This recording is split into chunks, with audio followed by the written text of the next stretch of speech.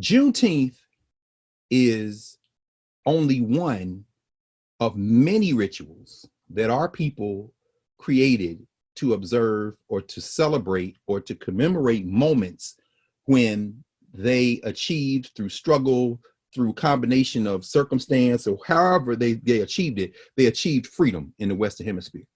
So the cousins of Juneteenth go throughout the hemisphere. For example, we talk about Emancipation Day. That's usually in the Caribbean in August, because that's when you see somewhere between the 1st and the 4th of August, many Africans in the Caribbean, that's when those countries won their independence in the 19th century. So, Trinidad and Tobago, Jamaica. I mean, you have, in fact, there's an Emancipation, what used to be called Emancipation Park in Houston, coming back to that in a second. There are only a couple of others in the country. One, Booker T. Washington Park, they used to call that Emancipation Park too, in nearby Comanche Crossing, Texas. But the other one I'm thinking about is in the Caribbean, in Kingston, Jamaica, Emancipation Park. So Juneteenth is part of emancipation celebrations, and they're known by different things: Freedom Day, Emancipation Day, Jubilee, all of them connected with when did we take our freedom, or when do we celebrate our freedom. Notice there's one glaring omission from that list, and that would be the 4th of July. And that's because Black people never looked at the 4th of July as their independence, because it wasn't. Right. In fact, if we go back to the famous 1852 speech that Frederick Douglass delivered, come on. Yes, what to the slave is the 4th of July. He gave that speech at Corinthian Hall in 1852, I guess it was, on the 5th of July, because people deliberately used the 5th to critique the 4th. So when he says what to the slave is the 4th of July, he's literally saying that on the 5th to underscore the point, we don't celebrate the 4th of July. It's because look, we're in slavery. Look at these chains. So right. There's one. Right. And there are a number of dates. We'll come to Juneteenth in a second. Another of the early Liberation or Freedom Day, Emancipation Day celebrations is born during the Civil War. This one is born when Abe Lincoln signs the preliminary Emancipation Proclamation. And we all, most folks know, but a handful who might not know, Abe Lincoln was trying to get the South to rejoin the North.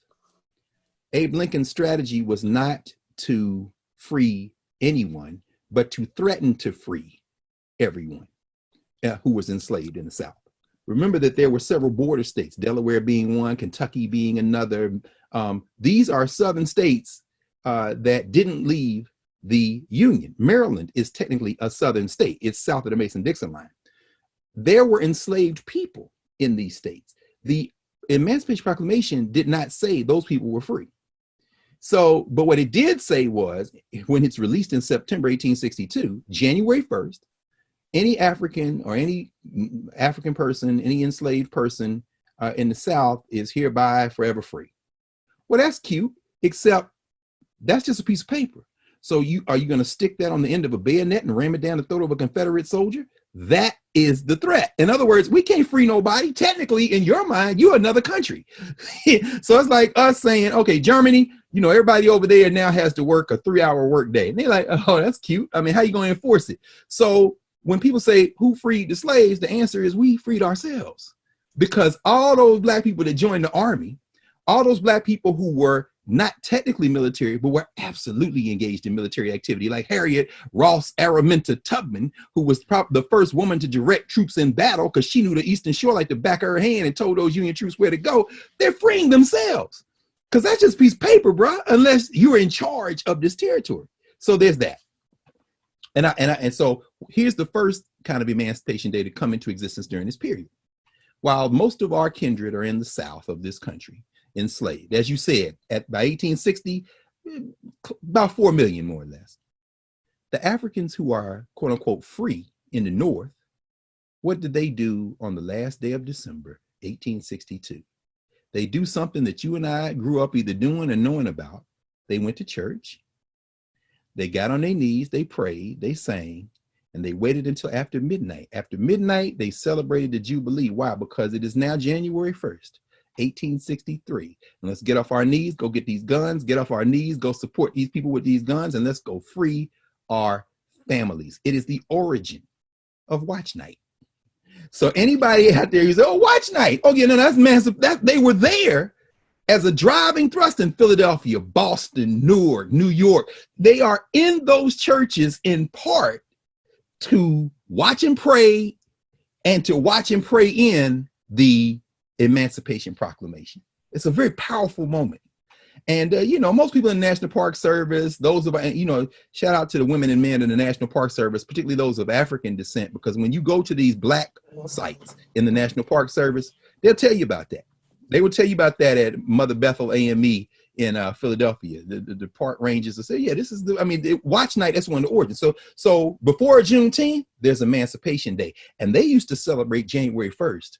They celebrated January 1st for years. They would get together, they would have speeches. It would usually be around a church. They would eat, they would celebrate. I love the words of the great Silas X. Floyd, who once at an Emancipation Day celebration, this reverend got up and said, "May God forget my people when we forget this day."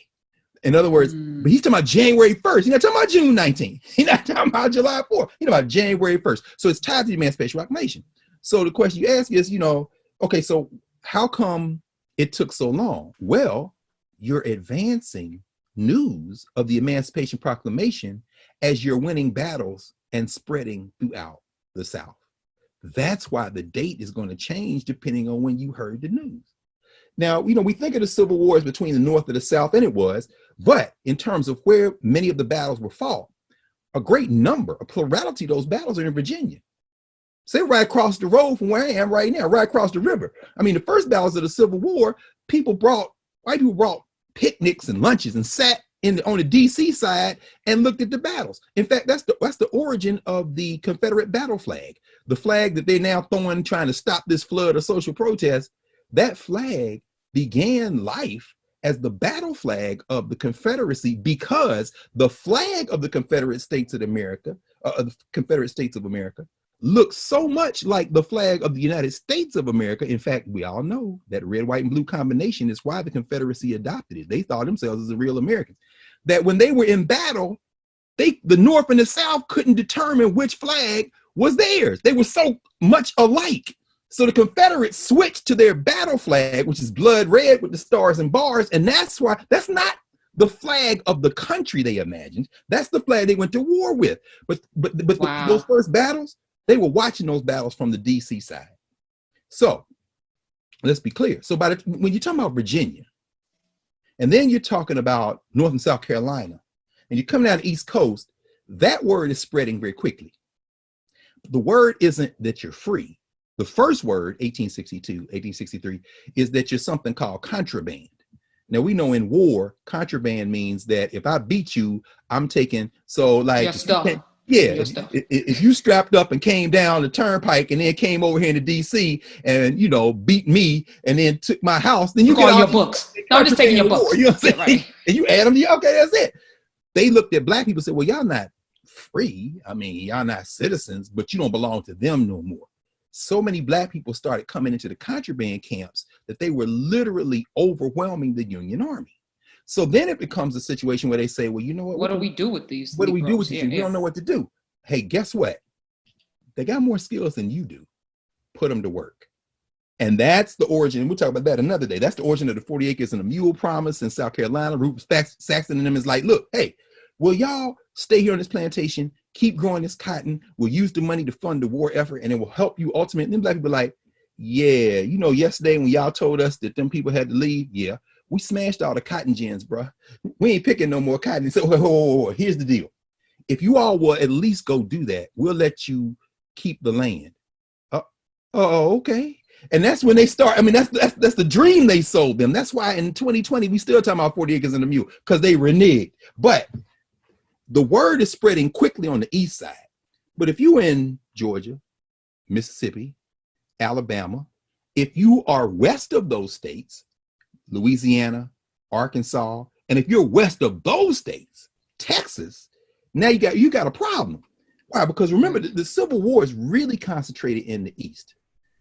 3 of the bases, the military bases that Trump talking about, he ain't changing the names because he honors these loser Confederates. 3 of them in Virginia, including one for Pickett. Pickett was Pickett's charge. I mean, this is where, you know, the obsession of Ken Burns and Shelby Foote and James McPherson and all these Civil War people making this into a nice battle for the soul of America with the violins playing, and they get 2 or 3 black people, historians, to come in and weave them. So y'all obsessed with this mystic chords of memory and all this American myth making. That's a Virginia story. And then, of course, in Mississippi, you see the battles, because what the North has to do is figure out how to subdue the South strategically, and the South is concentrating its forces. Robert E. Lee is from, you know, Virginia, Arlington. He's right there. So, at any rate, Texas did not top, by most accounts, 200,000 enslaved Africans in that whole state that they wanted to be a country. Maybe 180,000. I've seen numbers as high as 250,000, but that's complete speculation, because as the South was losing territory, the enslavers were beginning to come into Texas with the Africans from other places trying to hold on to them. But here's the problem. When you start coming into Texas with Africans you trying to stay enslaved, these are human beings. So they like, yeah, why are we leaving Mississippi? Why are we leaving Louisiana? What the hell's wrong? Oh, no, man, they getting their ass kicked. So they talking, just like we would be talking. So word of the northern, wait, there's a war? Oh yeah, there's a war. Yeah, in fact, they all left here and they ain't been back. Now they telling us to pack up and come over here. Why? Yo, man, are these cats losing? What? So you got people running away. I mean, you know, black people are not just gonna say, oh, I'm a slave, let me stay here. They're running away. They're moving east. They're trying to figure out, and when they move west, the word is spreading. So by the time Gordon Granger and his crew get to Galveston, Texas in 1865, the war is over. The surrender is in Virginia, Appomattox Courthouse. Sherman and them boys then going all the way to the sea, burning up everything moving. And so the word is also spreading. So Juneteenth has parallels in other places in the South, but the date isn't June. In May, in some places in Alabama and Arkansas, they say this is our Independence Day. So when you go to some of these little small towns in the South and you ask them, okay, when do y'all, oh, we don't celebrate July 4th as much. We celebrate May 4th. Why? That was the day when the old folks say the soldiers came and told us we were free. So the triggering event isn't the month and day. The triggering event is, when did you find out you were free?